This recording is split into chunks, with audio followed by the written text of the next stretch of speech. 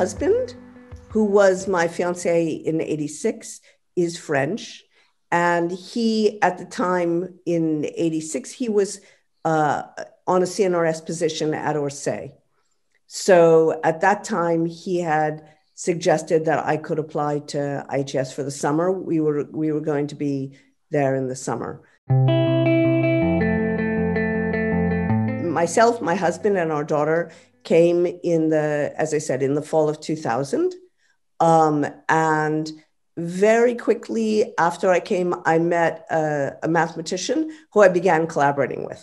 So this is Erica Flapan, who is an algebraic geometer, and I'm a topologist. So we wouldn't have naturally been collaborators, and I wouldn't even necessarily have known him. So Harry and I began meeting regularly, and ultimately he and I wrote 3 papers together. And furthermore, even though the project sort of naturally ended after those 3 papers, in fact, I continued working on a related area that I never would have, I think, pursued if we hadn't done that original project together. Because I don't think it would have occurred to me to approach an algebraic geometer and try to start a collaboration.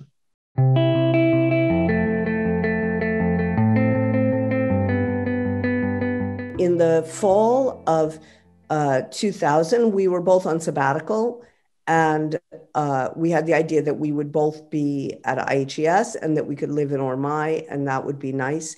We also had a daughter who at the time was 10 years old.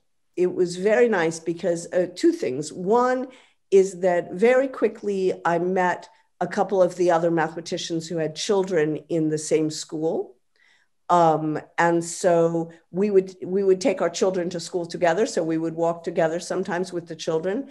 But Ormai was really excellent for the children because even though our daughter was only 10, we had no hesitation to let her go and play with the other children in Ormai. There was like a tree house, and they would go roller skating, and it seemed very safe. So I thought that was a very good situation. Ormai, the way it was set up and so on, was really, really nice.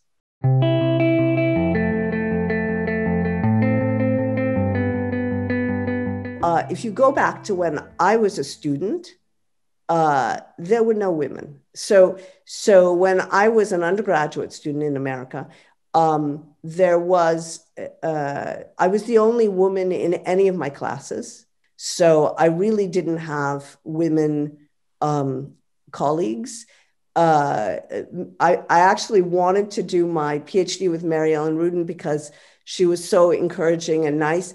But in fact, I wasn't interested in her area of math. So that, that didn't happen. I didn't have a lot of women mentors or women role models, and also was sexually harassed on multiple occasions when I was a postdoc by different people. When I say multiple, let's say 3 different people. And I think what was the most disturbing about those incidents was not so much the fact of being sexually harassed as the fact that I had believed that this person was interested in my math, that this person came to talk to me about my math, whatever. But then later, it turned out that was not what they were interested in. I think I was eager to prove them wrong and to just keep going. I mean, I'm also a very persistent person. That's sort of my personality. And so I never thought about stepping down.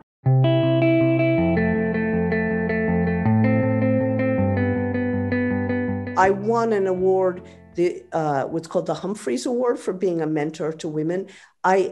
For many years, 10 or more years, in the summers, I would participate in a summer program in the US for young women interested in math. So women in the first and second year of their university. And because of that, I think that's why I was recognized with this award from the Association for Women in Math. I like to mentor students. And so I was attracted to that. I didn't apply. The organizers of that program somehow had known about me and solicited me for that position. And it turned out to be a really good match for my interest and my ability. So that was a really wonderful program. It was based at Carleton College in Minnesota, where the organizers of that, directors of that program, were Deanna Hounsberger and Steve Kennedy. Their idea was to take 18 to 20 female students in the summer between the first and second year, or the second and third year.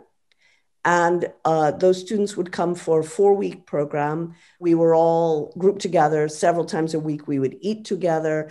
So that was a really great situation for getting to know these women closely. We also encouraged collaborative work on the homework.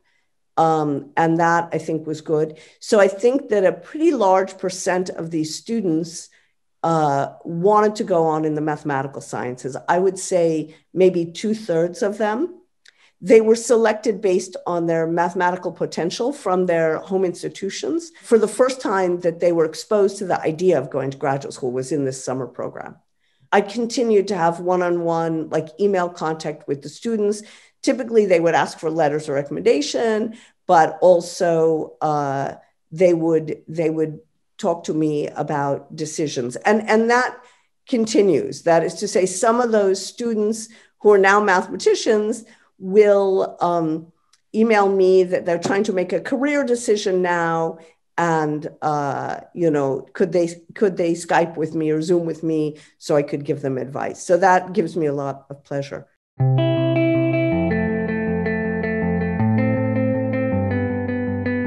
There are 2 programs I'm aware of that are in the US that I could see the IHES could emulate. So one is at the IHES, the Institute for Advanced Study in Princeton.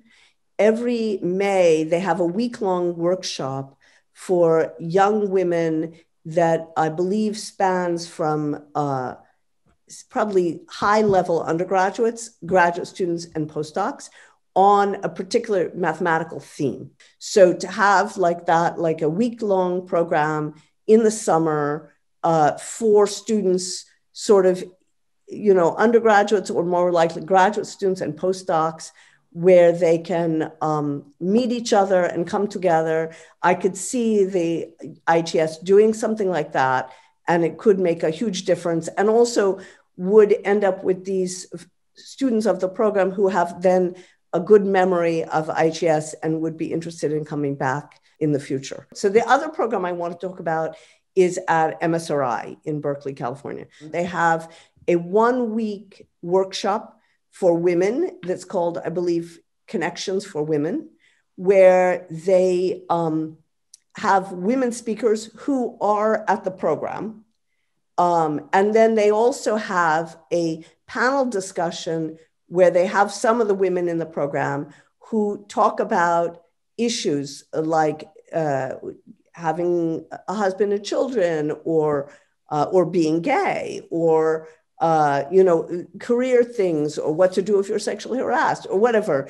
So whatever they want. But the idea of having some kind of a workshop for the first week of the semester, where there are lectures by women in whatever fields happen to be there, like by the senior women at IHES, and where the younger women, the graduate students or postdocs, can come. And you could also open it up, not necessarily to high school students, but to graduate students in the area. So, there's certainly a lot of graduate students in the Paris area. But because of the fact that you have people in different fields, you can invite couples, mathematical couples, where they are in different fields. So I think that reaching out would make sense for you, because I suspect that people, are intimidated, or it's not on their radar. Like, in particular, many Americans don't necessarily think about applying for things in Europe. So I think it would make sense to somehow look at, who the women are in various subfields, and maybe invite them, send them a letter so that it occurs to them to apply. And also, if it's the case that you're that you have a policy of spousal opportunities, that's good to make that known. Like if you have a policy that, you know, if you invite one person in the couple and they're both in math, that you would also invite the other person. If people know that that's your policy, then they'll be more likely to apply, you know, whether it's the woman or the man who's the one who's going to apply.